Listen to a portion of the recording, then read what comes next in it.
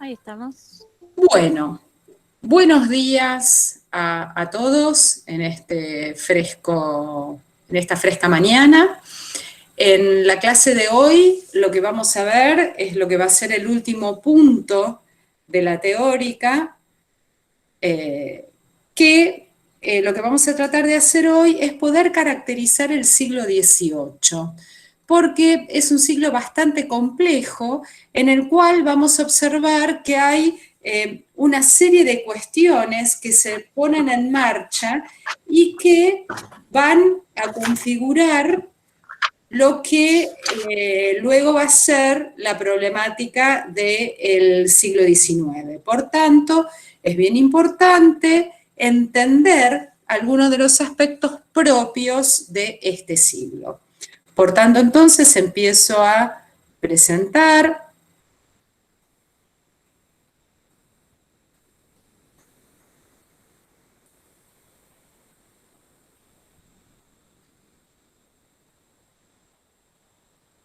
Muy bien.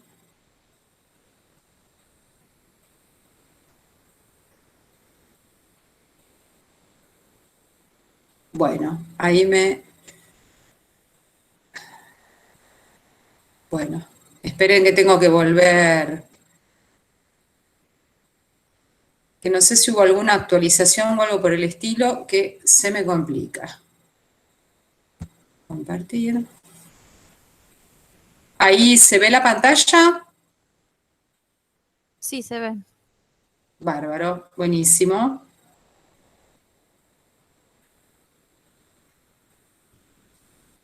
Bueno, acá me hace un anuncio.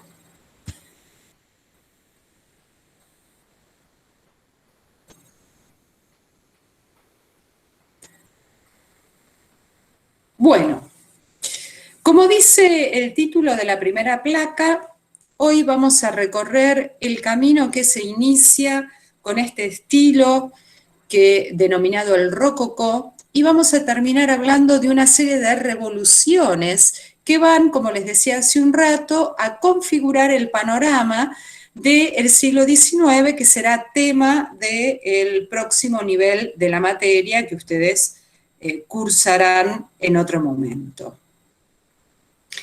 Bien, si intentamos caracterizar el rococó, primero lo tenemos que pensar en términos, o situar, mejor dicho, temporalmente. Aproximadamente vamos a hablar de 1715 a 1789. ¿Por qué? 1715 porque va a tener que ver con la asunción de un nuevo rey, y 1789 porque va a tener que ver con la finalización de todo este ciclo denominado el Antiguo Régimen por parte de la Revolución Francesa. Entonces es buena parte del siglo XVIII, sobre todo en Francia, que hablaremos de este nuevo estilo. La forma con la cual se lo nombra, en verdad, es un nombre posterior y es un nombre despectivo. Sobre todo, la crítica tenía que ver con el exceso de ornamentación de buena parte de las piezas propias de este estilo. Pero lo que más nos va a interesar a nosotros, que va a ser un estilo, como dicen buena parte de los historiadores de la cultura, consciente de sí mismo. ¿Por qué esto? Porque va a ser un estilo integral.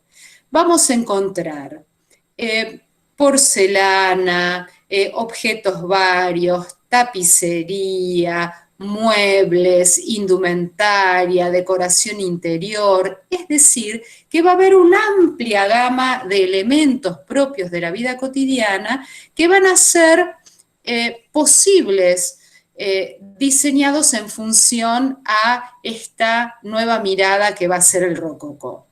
Ahora bien, también un tema bien interesante que vamos a encontrar en relación a este nuevo estilo es que va a representar exclusivamente a la aristocracia, a la nobleza y a los grandes burgueses del siglo XVIII.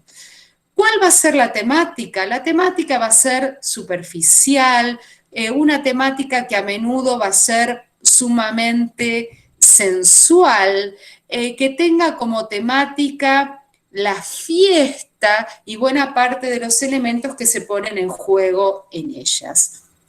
Para otra corriente de historiadores de la cultura y el arte, el rococó sería como la última fase del barroco. A mí puntualmente el rococó me parece otra cosa, porque si bien toma algunos elementos decorativos propios del barroco, el sentido mismo del rococó es otro. El rococó va a ser un arte, como les vengo diciendo, superficial, galante, decorativo, sensual. Y si ustedes vieron la película María Antonieta, dirigida por Sofía Coppola, tienen una buena forma de ingresar al espíritu de este mundo rococó, de esta corte rococó que si bien sigue presente en Versalles, se va trasladando nuevamente a París porque, bueno, en París también suceden cosas maravillosas desde el punto de vista del teatro, las fiestas, la diversión, etcétera, etcétera. Desde el punto de vista arquitectónico, no podemos hablar de una arquitectura netamente rococó, porque en verdad este estilo va a tener que ver más vale con el interiorismo, es decir, con la readaptación de espacios. Se produce un efecto de tabicamiento de espacios interiores y a menudo los grandes palacios barrocos en su redecoración rococó van a terminar definiendo espacios más pequeños, más íntimos, porque desde el punto de vista de la sociabilidad de este momento, vamos a observar cómo los matrimonios de conveniencia van a ser múltiples. Y tanto en la aristocracia, en la nobleza, como en la alta burguesía, no va a estar mal visto que cada uno de los cónyuges de este casamiento por conveniencia tenga sus amantes y goce de la vida de placer con ellos. Por tanto, por ejemplo, al día de hoy, si visitáramos el Palacio de Versalles, cuya bastantes partes están redecoradas al estilo rococó, uno, por ejemplo, ve un gran espejo y descubre que hay una pequeña manija. Uno acciona esa manija y encuentra un pequeño dormitorio. Entonces, esta idea de lo sensual, lo íntimo y los amoríos van a estar a la orden del día para este amplio sector social. Bueno, y desde el punto de vista de las temáticas, vuelven las escenas mitológicas, pero no ya como la habíamos visto en el barroco, que eran esas escenas mitológicas que tenían que ver con representar algún tipo de mérito, de vida o religioso. Aquí, muy por el contrario, la parte de la mitología clásica que se va a retomar es aquella que va a tener que ver con la sensualidad, la belleza, el erotismo, el amor. Por tanto, Venus y Cupido, como muestra esta imagen de Boucher, van a ser las figuras predilectas de este entorno. Como verán en la imagen, el paisaje está totalmente idealizado. Si bien hay ciertos recursos que recuerdan al barroco, tales como hacer caer la luz en este primer plano, en la cual se muestra este juego entre Venus y su hijo Cupido. El contraste no es tan profundo como el que veíamos en el barroco, y desde ya la temática no es para nada profunda. Es un jugueteo entre Venus, la mamá, y Cupido, el hijo, que está como enojado porque la mamá le está por sacar el carcaj con las flechas. Esto nos está dando la pauta de esta búsqueda de placer y felicidad que va a caracterizar a la sociedad rococó de la primera parte del siglo XVIII. Dentro de esta cultura, el capítulo de la pintura se va a conocer como pintura galante. Aquí encontramos o estamos mostrando un cuadro muy conocido de Watteau que se llama El embarque a la isla de Citera. Citera era la isla del amor. Por tanto, estas parejas están muy placenteramente encaminándose hacia la isla del amor. Vean cómo hay una danza de cupidos que está enmarcando el embarque y cómo todos los personajes están muy tranquilos. En esta pintura, en la pintura galante, hay ausencia de conflicto. La idea es mostrar escenas idealizadas, un mundo perfecto, sin ningún tipo de conflictividad. Si se fijan desde el punto de vista de la técnica, en este caso de Watteau, el uso del color y el estudio de la luz es bien complejo y interesante. De hecho, cuando hablemos del siglo XIX en el próximo nivel, vamos a hablar de los impresionistas y justamente los impresionistas van a volver a mirar a la pintura galante justamente por estos recursos técnicos a la hora de trabajar el color y la luz. Pero también la pintura galante nos puede servir para observar algunos elementos de la indumentaria típica de estos sectores encumbrados en la sociedad. Y así, en este cuadro también de Watteau, que se llama Los dos primos, vamos a encontrar el vestido a la Watteau, como se lo denominó. ¿Por qué se denomina así? Porque a menudo este pintor presenta los personajes de espaldas. Y justamente gracias a esta postura de Watteau podemos observar este vestido volante o Watteau, es decir, una pieza única que se colocaba por sobre las distintas capas de ahuecado y generaba un gran efecto de movimiento cuando estas mujeres se desplazaban. También no solo podemos observar estos elementos propios de la indumentaria, de este sector social, que como vemos en este cuadro de Fragonard, el columpio, va a utilizar textiles muy ricos, con muchísima decoración, sino que también podemos observar buena parte de su forma de vida.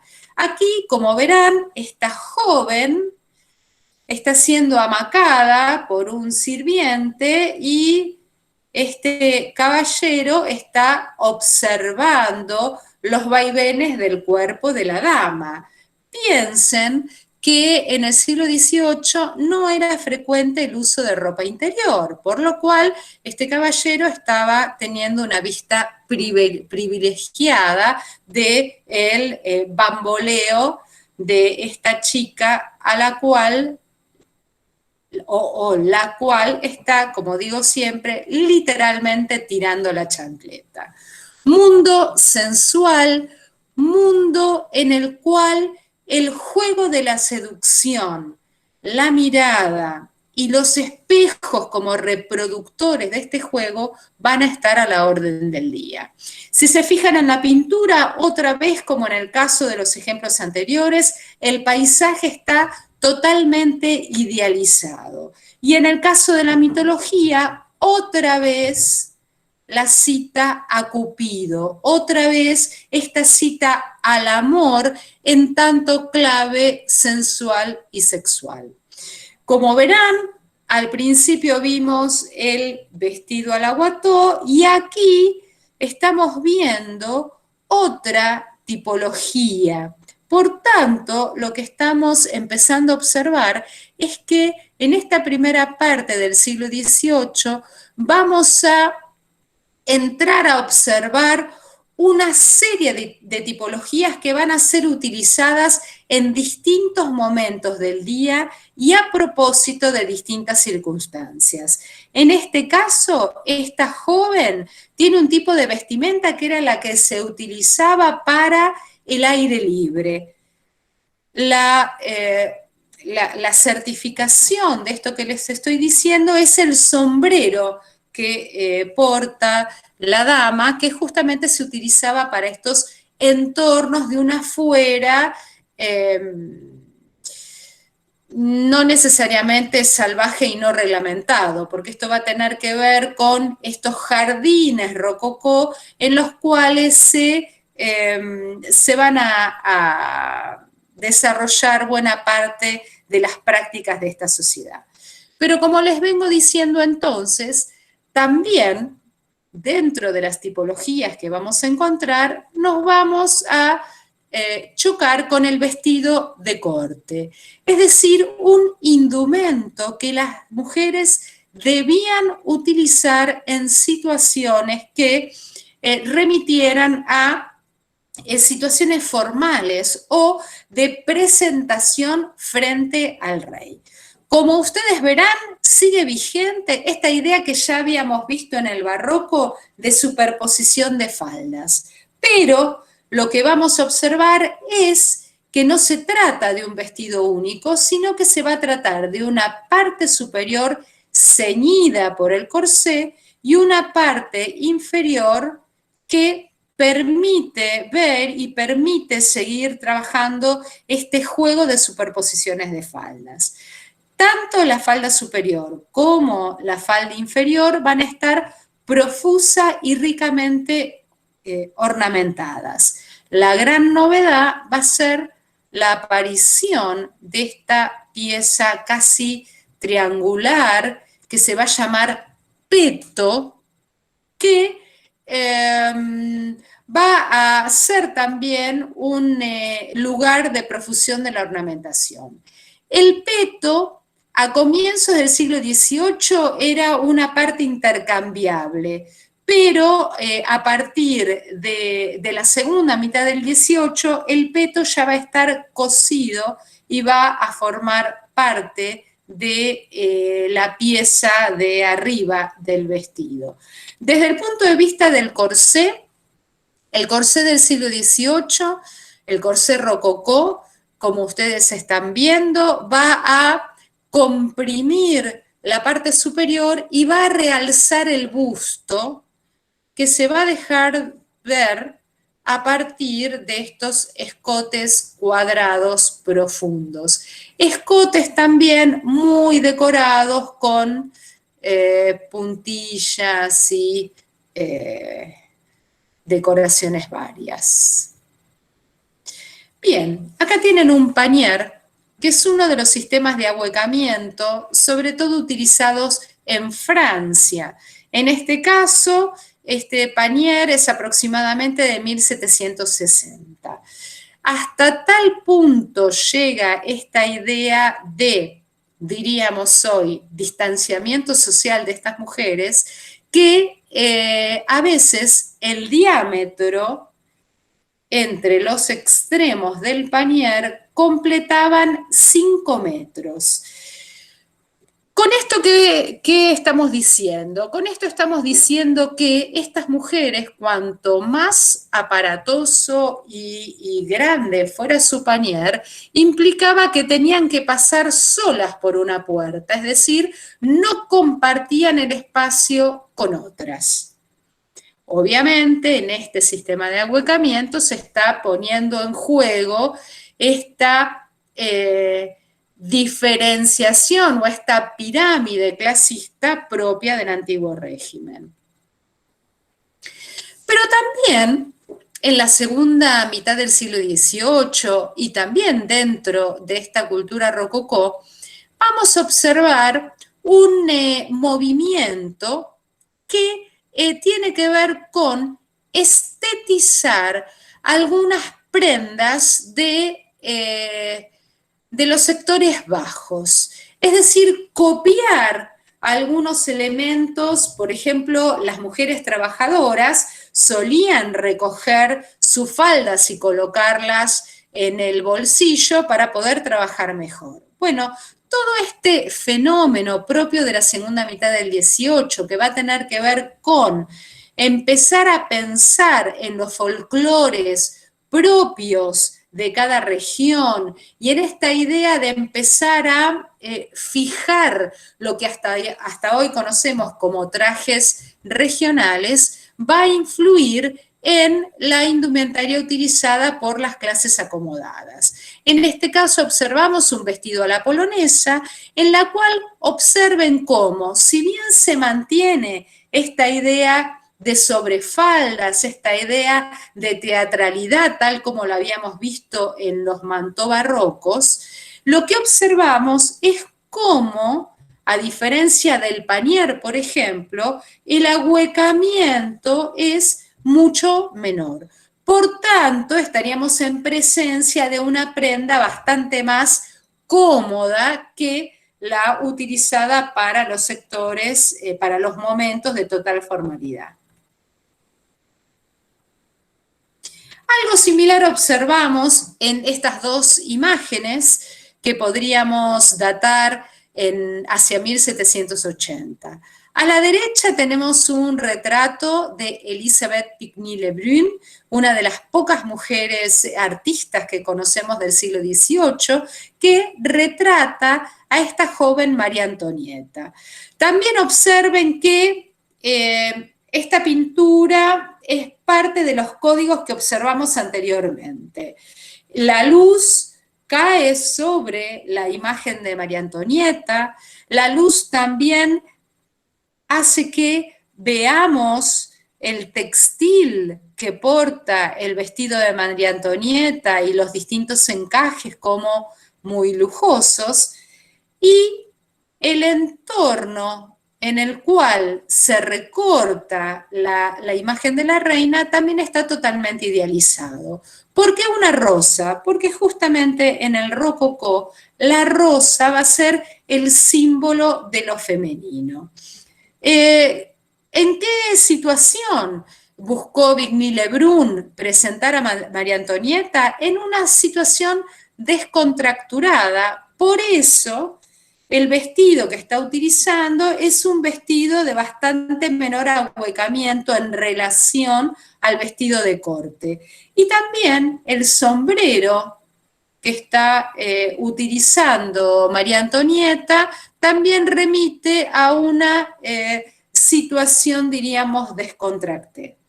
Y en relación a lo que veníamos diciendo antes, en relación a esta adopción de elementos populares llevados a la utilización de las clases acomodadas, encontramos este otro vestido en el cual literalmente la falda de arriba, la falda superior, está recogida en unas especies de bolsillos. Observen cómo el ahuecamiento es muchísimo menor en relación a los ejemplos anteriores, cómo el escote cuadrado está protegido por un fichú, y observen cómo el largo de la falda se ha acortado, fenómeno que va a producir una mejor movilidad. Esta tipología es una tipología que van a utilizar las mujeres de los sectores altos para situaciones al aire libre, para paseos, es decir, para momentos de total informalidad. Y también hacia la década del 80 vamos a observar la aparición de lo que en los comentarios del momento se conocían como camisa a la reina. Ustedes saben que María Antonieta hacia los fondos de Versalles, se hizo construir una aldea que le recordaba a su lugar de origen. Y allí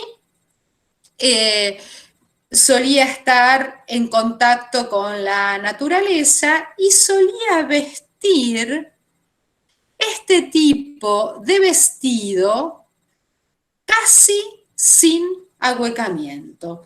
Es decir, un tipo de vestido que le permitía un grado de movilidad que no le permitía absolutamente ninguna otra tipología.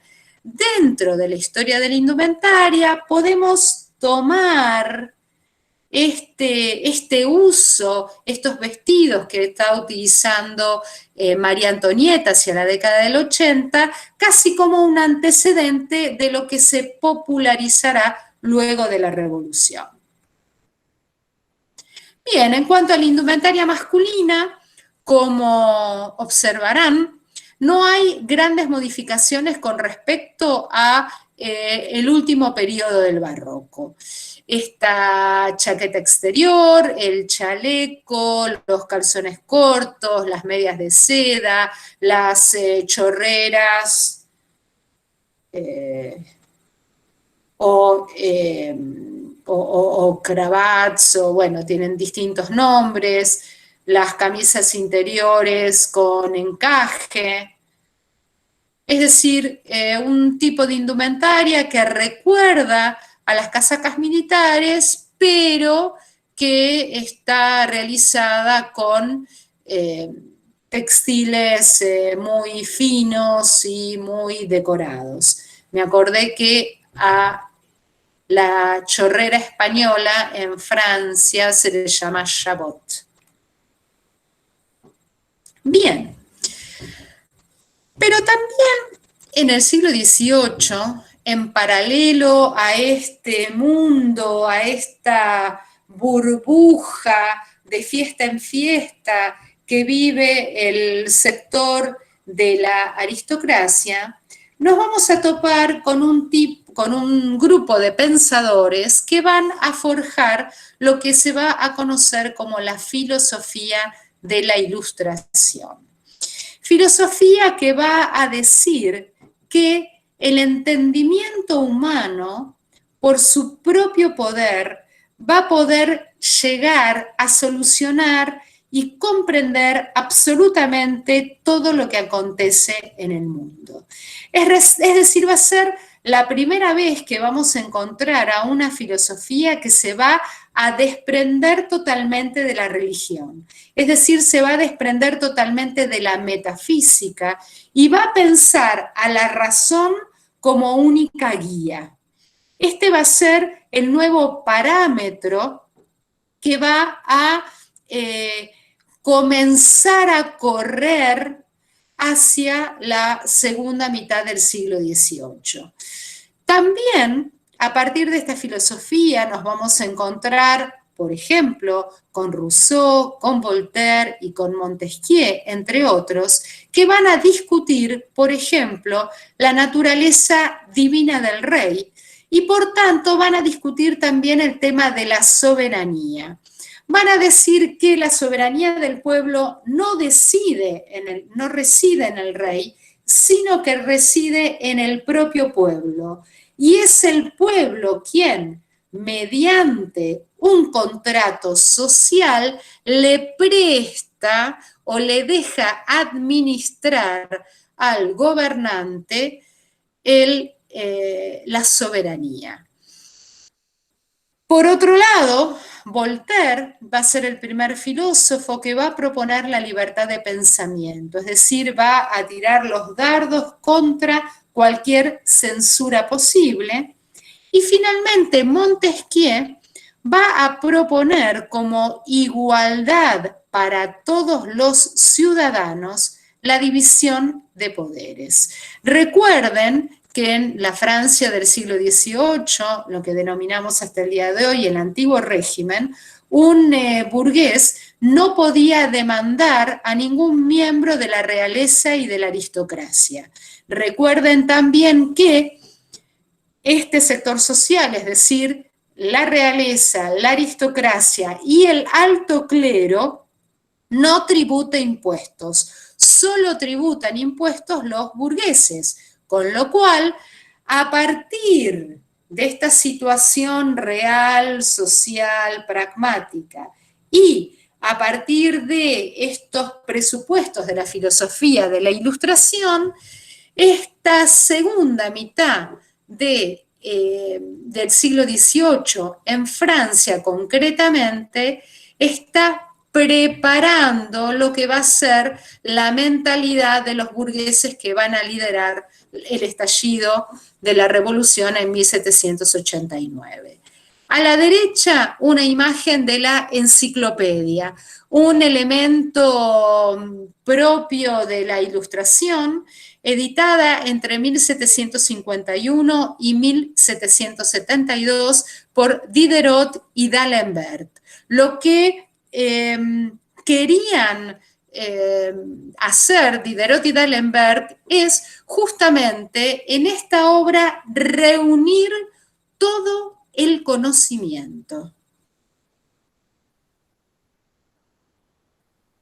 Bien, pero así como vimos a la pintura rococó que nos muestra este ámbito de burbuja, de espaldas a las problemáticas sociales y políticas y económicas de Francia, también vamos a encontrar otra corriente pictórica que vamos a conocer con el nombre de pintura burguesa. Y aquí les coloqué un cuadro de Chardin, también un francés, que se llama La Bendición y es de 1740, es decir, va en paralelo con el discurso rococó. Por tanto, una de las cosas más interesantes que tenemos en el siglo XVIII es esta idea de poder seguir a partir de la pintura el discurso ideológico de estos dos sectores sociales. La pintura galante entonces registra esta vida, esta idealización por parte de la nobleza, la aristocracia y los grandes burgueses, y la pintura burguesa va a mostrar los valores de las burguesías medias y bajas. Y aquí vemos a esta mamá que en un interior muy austero le está dando de comer a sus pequeñas hijas. Como verán, también aquí Chardin está tomando algunos elementos del barroco, porque está iluminando el primer plano en el cual se juega esta escena doméstica y lo proyecta sobre un fondo bastante oscuro.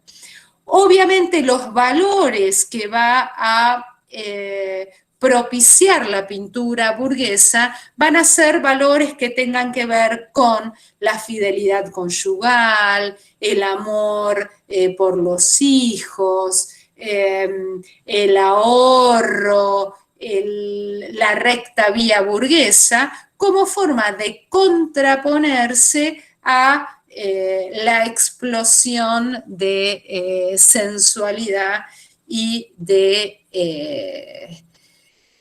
mirada superficial por parte del rococó. Bien, pero como puse en la primera placa, también el siglo XVIII va a ser el siglo de las revoluciones. Voy a empezar con la revolución industrial, que no se da en Francia, que se da en Inglaterra y que comienza, en realidad comienza hacia finales del 17, pero se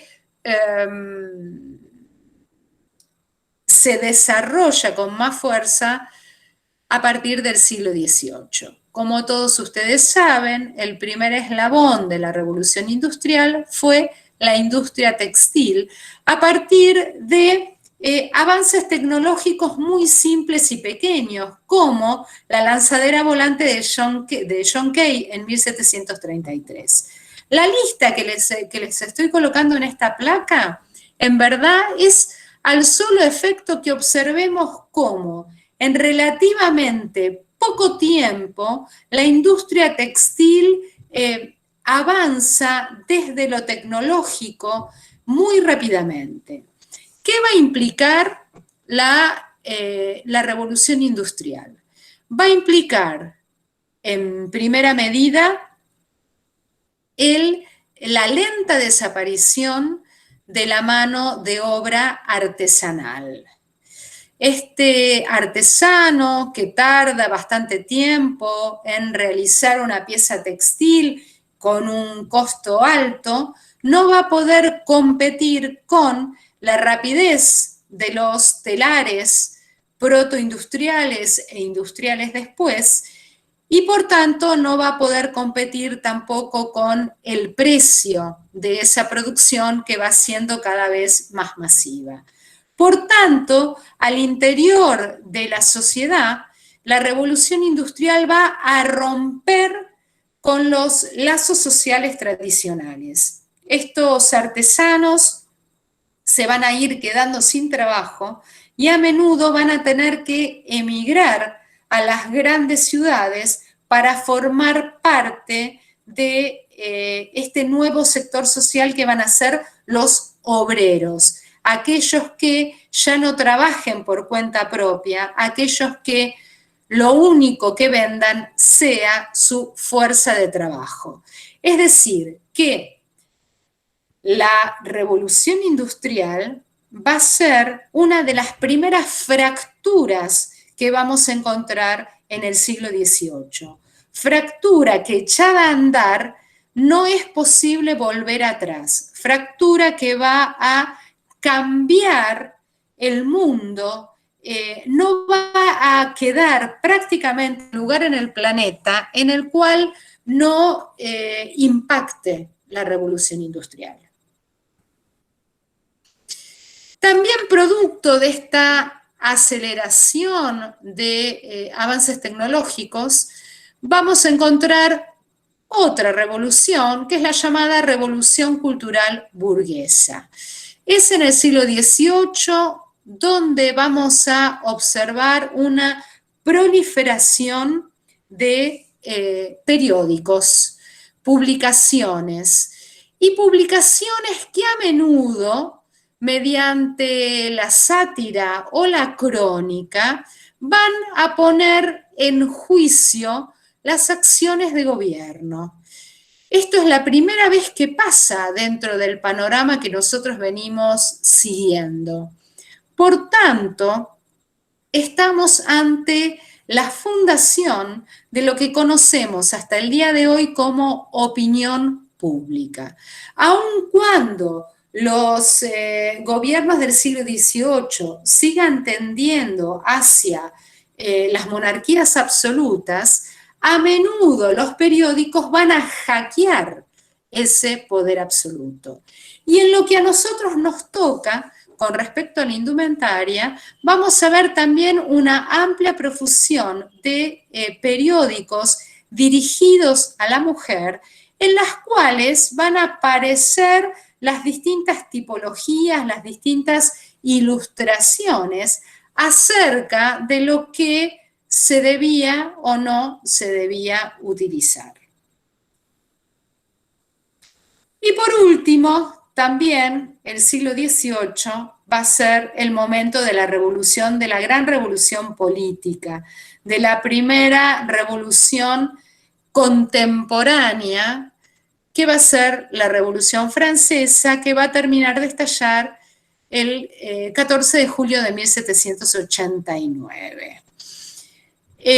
Va a ser la primera revolución de tipo radical que va a proponer romper con el antiguo régimen.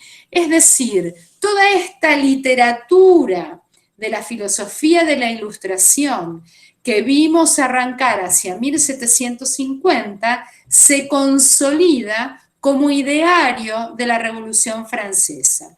Recuerden las tres palabras claves de la revolución: libertad, igualdad, fraternidad. Pasemos a analizarlas. Libertad. Todos los seres humanos somos libres. Por tanto, la Revolución Francesa está proponiendo la terminación de la esclavitud. Fraternidad.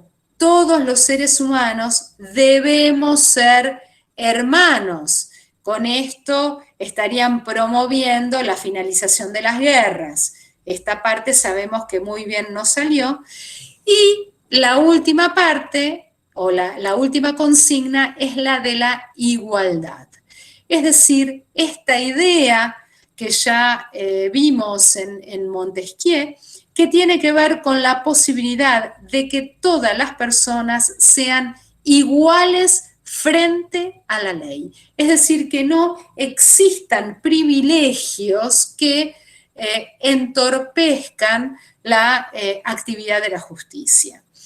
Va a ser también la primera revolución radical porque va a tener la necesidad no solo de romper con todas las instituciones, sino también va a renombrar los días, los meses, las instituciones. Es decir, la idea de los revolucionarios franceses es romper absolutamente con todo el pasado y formular una nueva realidad. Por tanto, como estarán advirtiendo, la indumentaria va a tener un papel fundamental. No solo va a haber que ser revolucionario, sino también demostrarlo con la indumentaria. Aquí tenemos varias imágenes. En la imagen de arriba a la derecha y en la de abajo son dos ilustraciones de uno de los periódicos de moda de Francia, y ambos vestidos están denominados como vestidos patrióticos. Como verán, encontramos algunas similitudes con la camisa de la reina, pero el punto fundamental va a estar en la utilización de los colores de la revolución, como vemos aquí en estas cocardas, como vemos aquí también en esta vendedora de cocardas, y la idea también va a estar puesta en la disminución de los ahuecamientos. Hacia 1795, ustedes saben que la Revolución Francesa tuvo una serie de periodos, y concretamente hay un periodo que aproximadamente toma entre 1792 y 1795, que se llamó el periodo de terror, en el cual las dos fracciones políticas que actuaron en la revolución luchan casi en una guerra civil. El periodo llamado de terror tiene como personaje ejecutor a Robespierre, quien manda a la guillotina no solo a miembros de la aristocracia y la nobleza, sino también a algunos burgueses. Terminado el periodo de terror, nos vamos a encontrar con un grupo de burgueses que se enriquecieron a propósito de la Revolución Francesa y que se van a llamar a sí mismos las maravillosas y los increíbles. Según los textos de la época, estos personajes van a irrumpir en los distintos momentos de la vida cotidiana, creando lo que hoy diríamos tendencias en la indumentaria. Por parte de las mujeres vemos entonces a menudo la ausencia de todo tipo de ahuecamiento, y esta idea de remitirse a elementos propios del mundo clásico. Para el caso de los varones, lo que vamos a encontrar van a ser estos pantalones, si bien desde el punto de vista tipológico no refiere a lo que nosotros denominamos pantalón, en las fuentes primarias a este indumento se denomina pantalón, porque recuerden que la aristocracia y la nobleza en el antiguo régimen utilizaba calzones. Por tanto, estos grupos van a utilizar pantalón, chaleco, a menudo estos chalecos son de colores bastante vibrantes, rojos, verdes, y el frac. El frac y la levita van a ser elementos que ya observamos para los varones en estos finales del siglo XVIII y que van a permanecer en la indumentaria de los mismos prácticamente a lo largo de todo el siglo XIX. Como verán, los increíbles usan también bicornios, medias, cintas, eran bastante coquetos. Y acá les muestro una imagen de 1797 a la izquierda, una imagen de 1798 a la derecha, que es del Diario de las Damas y de las Modas, que es uno de los primeros periódicos de moda franceses, en la cual observamos cómo el ahuecamiento prácticamente ha desaparecido. Si bien todavía no podemos hablar técnicamente del talle imperio o del vestido imperio que prácticamente se inaugura hacia 1800, sí ya podemos observar esta marcha de la indumentaria femenina hacia esta idea de desandar la idea del corsé y del ahuecamiento. Bien, pero también en este panorama, con el resto de tiempo que me queda, quisiera abordar la situación colonial, que también es parte de nuestro programa. De alguna forma, ya en la unidad anterior, con el texto de Meléndez, estuvimos hablando de qué pasaba con la indumentaria en la colonia. En este panorama voy a precisar algunas cuestiones. En principio, pensar en la administración colonial. A partir del siglo XVI se dictan en la península, en España, leyes propias para lo que se conocían como Indias occidentales. Esas leyes van a ser compiladas en el siglo XVII y hasta el día de hoy son un documento importantísimo para conocer buena parte de los aspectos propios de la vida cultural, social, política y económica de los virreinatos. Justamente estas unidades territoriales, ustedes saben, los virreinatos, son las distintas particiones que proponen las leyes de Indias para la administración del territorio conquistado.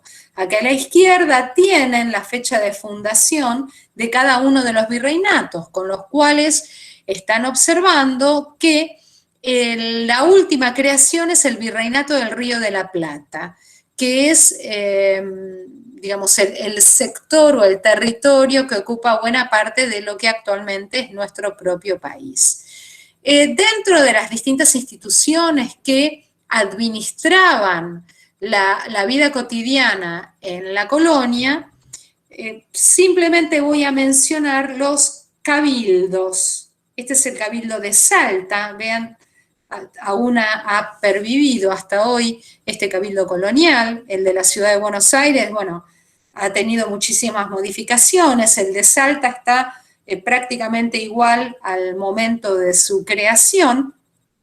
Y estos cabildos, en cada una de las ciudades coloniales, era una de las instituciones más importantes, porque si uno justamente va a la recopilación de actas de estos cabildos, va a poder observar absolutamente todo el movimiento de la cotidianeidad de estas ciudades coloniales. Desde el punto de vista de la población, también es necesario remarcar que la sociedad colonial es una sociedad de castas. Blancos, negros, indios, mulatos, mestizos y las distintas mezclas que se dan entre cada una de estas castas. Es decir que hasta entrado el siglo XVIII, en el ámbito de la colonia hispanoamericana, se piensa en términos de pureza de sangre. A menudo no eran permitidos los enlaces entre personas que pertenecieran a distintas castas. Desde el punto de vista de las ciudades coloniales, tienen abajo un plano de la Buenos Aires colonial y arriba un plano de la Lima colonial. Hasta el día de hoy, si vamos a unos cuantos pueblos del interior, veremos que esta idea de damero, esta idea de una plaza central alrededor de la cual se concentran las instituciones de poder, siguen existiendo hasta el día de hoy. Es decir, que este modelo emanado desde España va a ser el que se va a replicar en buena parte de las ciudades construidas a partir de la conquista española. La clase pasada nosotros hablamos del barroco, pero hablamos del barroco en Europa. Y simplemente les muestro unos pequeños ejemplos, sin entrar en grandes detalles de lo que va a ser el barroco en América. Si bien la base del barroco americano sigue siendo la retórica en este caso de la Iglesia Católica, esta iglesia militante, contrarreformista y evangelizadora, desde el punto de vista iconográfico, lo que vamos a observar es una serie de elementos propios de la hibridación cultural en cada uno de los rincones americanos. Una cosa va a ser México, otra cosa va a ser Perú, Bolivia, Buenos Aires, etcétera, etcétera. Y lo que más me interesa que observen en estas dos imágenes, en este caso de Santo Domingo de Puebla, la Capilla de Rosario en México, es que vean esta profusión de elementos decorativos donde de tanto en tanto encontraremos algún querubín con cara de indio, por ejemplo. Este es el retablo de los Reyes de la Catedral de México, que es del siglo XVIII. Como verán, esta profusión decorativa y esta profusión de dorados va a ser muy típica en nuestra América. También quería mostrarles un ejemplo de pintura barroca que continúa en el siglo XVIII, en este caso en el Perú. Se trata de dos ejemplos de pintores de origen indio, es decir, de pintores no académicos que copian y abrevan en distintas fuentes, generando estas obras tan propias de nuestro suelo. Una Inmaculada a la derecha y un San José y el Niño a la izquierda. También, ¿por qué no?, mostrarles para que si a alguno le interesa pueda seguir investigando, la pintura cusqueña. En este caso son dos lienzos anónimos. En Cusco, al día de hoy sabemos que había talleres de pintura que trabajaban como en especies de rollos, trabajaban como si fuera en serie donde el maestro en general hacía los rostros, el especialista en manos las manos, y así cada uno de los pintores que en general eran pintores nativos, indios, mestizos, cada uno desarrollaba una habilidad y entre todos conformaban la larga tira de lienzos que luego se cortaban y se vendían por separado. Me interesa sobre todo la imagen de la derecha, que es la Virgen del Cerro, una imagen del siglo XVIII, que en verdad está trabajando sobre una idea sincrética de la Pachamama. Entonces vean cómo esta Virgen asume una forma iconográfica que en el mundo prehispánico de la zona de Bolivia correspondía a la Pachamama. Como verán, el tipo de figuración es un tipo de figuración muy distinta a la que vimos, no sé, en Caravaggio, en los Carracci. A la izquierda, una Inmaculada, que también la pueden contraponer con una de las asunciones de la Virgen que vimos de Carracci, por ejemplo. Vean cómo el cuerpo de la Inmaculada está totalmente geometrizado. ¿Resabios de la Pachamama? Puede ser. Bien, pero también la zona del Cusco genera una tipología que no se dio en ningún punto del planeta, y es la de los arcángeles arcabuceros. Personajes que están vestidos a la europea, alados, y portan armas de fuego en una solución pictórica bien propia del barroco. La luz inunda el primer plano, en el cual está trabajado con mucho detalle el personaje, que se recorta sobre un fondo oscuro. Otro de los elementos típicos de la colonia van a ser, dentro de las esculturas, las imágenes de vestir. A la derecha, la Virgen de Copacabana, que hasta el día de hoy sigue siendo una imagen sumamente venerada en Bolivia. ¿Qué pasa en este mundo colonial entonces con la indumentaria? La indumentaria va a estar sumamente reglada a partir de esta división en castas. Por esto les dejo este fragmento del título quinto del libro séptimo de la recopilación de las leyes de Indias, en la cual se habla de aquello que las castas inferiores no podían usar ni utilizar. ¿Qué elementos iconográficos tenemos para observar o de alguna forma intuir la indumentaria colonial? En el caso de México, y en el caso de México del siglo XVIII, tenemos las pinturas de castas, en la cual, como verán luego con mayor detenimiento, cuando accedan al Power, verán cómo cada una de las mezclas posibles y cada uno de estos sectores o estas castas podían vestir.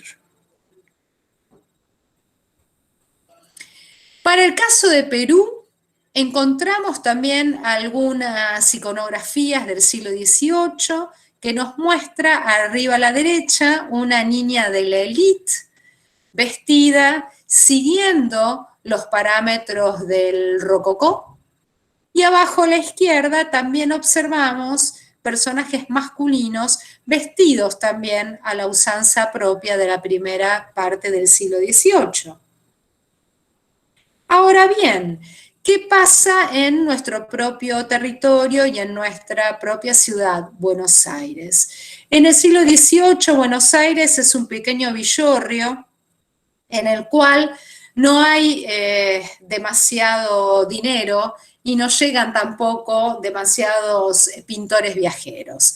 Aquí les muestro prácticamente una de las pocas imágenes iconográficas del siglo XVIII que tenemos de nuestra propia ciudad, Buenos Aires. Esta es una miniatura. Esta miniatura pertenece al Museo Histórico Nacional. Está pintada por un pintor viajero, Martín de Petris, y a la que vemos retratada es a doña Francisca Silveira de Ibarrola. Como podemos observar, el ambiente general de esta miniatura responde al espíritu rococó. Esta parte superior bien ajustada al cuerpo y una parte inferior en la cual advertimos cierto ahuecamiento. Tanto la peluca como el tocado de las flores, como el ambiente general, nos remite también a esta idea de imitación o de algunos elementos propios del rococó.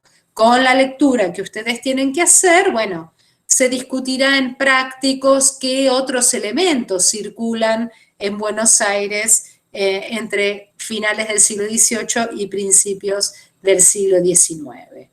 Y aquí les muestro dos prendas del siglo XVIII, dos prendas que han llegado hasta el día de hoy, hasta nosotros, son parte de la colección de indumentaria del Museo de Luján, en la cual observamos también esta idea de ajuste propio de esta parte superior del siglo XVIII. Y por último, para terminar esta clase, quería observar un fenómeno que conecta aquella clase que tuvimos con respecto a la indumentaria prehispánica con la pervivencia de algunos elementos de estas castas, de esta población que no era blanca, esta población de la tierra, estos ensambles entre un tipo de falda, diríamos, occidental y elementos propios de la tierra que hasta el día de hoy se conserva en la indumentaria, por ejemplo, de las cholas en el norte de nuestro país y en Bolivia. Bueno, con esto termino el panorama propuesta para la clase de hoy. No sé si quieren hacer alguna pregunta. Recuerden que a partir de la clase que viene, las clases que nos faltan van a ser clases solamente prácticas, ¿sí? Es decir, cada grupo se reunirá con su docente de acuerdo a cómo lo pauten. Esta va a ser la última teórica del siglo. Del Rosana, ciclo, no del siglo. Ya quiero terminar el siglo XXI. Sí, Sara. también tenemos que avisarles el tema este que las clases van a terminar, cuándo van a terminar, porque tenemos Sí, la sí, clase sí, que eso, viene. eso ahora lo charlamos, Ari. Está bien, ¿Sí? Quédate está, un poquito conectada y lo charlo con vos, ¿sí? dale. A ver, cuando hablas de la situación colonial, ¿en qué año empezás? Bueno, en realidad traté de hacer una generalidad con respecto a la colonia. En realidad, en términos temporales, la colonia comienza en el siglo XVI con la llegada del español a América, ¿sí? Traté de retratar algunas situaciones de pervivencia del siglo XVIII. ¿Alguna otra pregunta?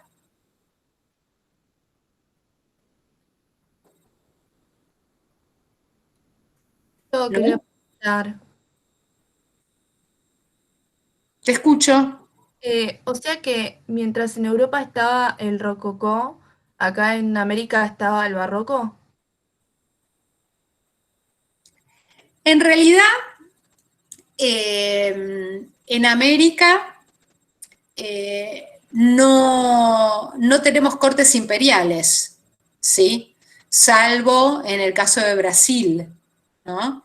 Que va a ser un fenómeno un poco posterior, va a tener que ver un poco entre finales del 18 y principios del 19. Por tanto, en América no tenemos el gran boato que encontramos en Europa. Lo que sí encontramos, por ejemplo, en una ciudad rica como Lima, algunos elementos propios del rococó que llegan vía España, ¿sí? Pero son elementos, nunca es ese boato exagerado de las cortes europeas. Y en verdad, la historiografía latinoamericana sigue hablando de barroco porque el elemento religioso sigue siendo muy pesado y muy pregnante.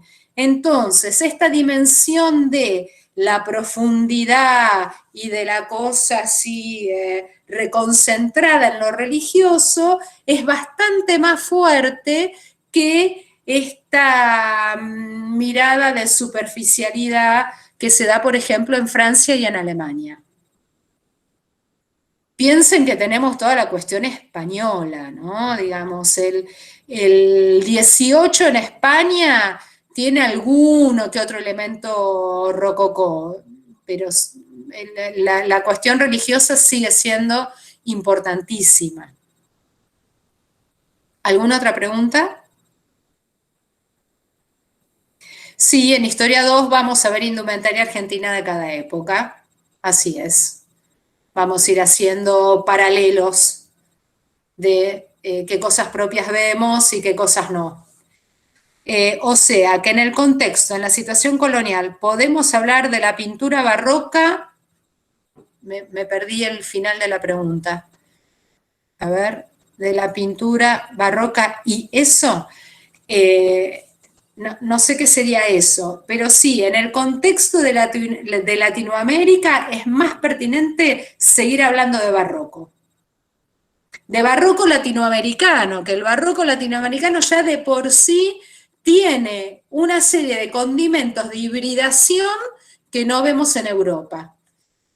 O sea, vemos en el portal de San Ignacio Miní a monitos descolgándose, caritas de indios como querubines, es decir, toda esta idea de sincretismo.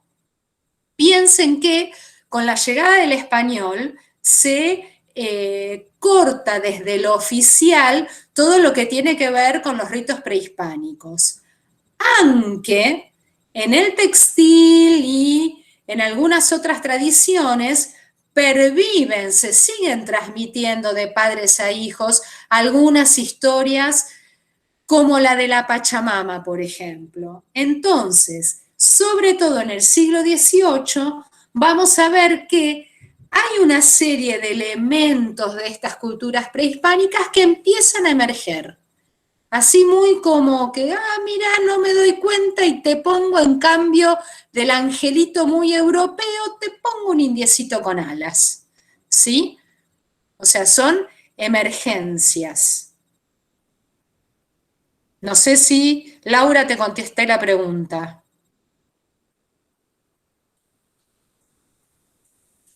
¿Alguna otra pregunta? De nada. Bueno, me quedo 2 segundos con el equipo, ¿puede ser? Y a las 2 nos encontramos en los prácticos. Bueno, hasta luego. Dale, gracias, chau. Chao, Chao, gracias. Silvia. Chao, Chas. Chao, profe, gracias.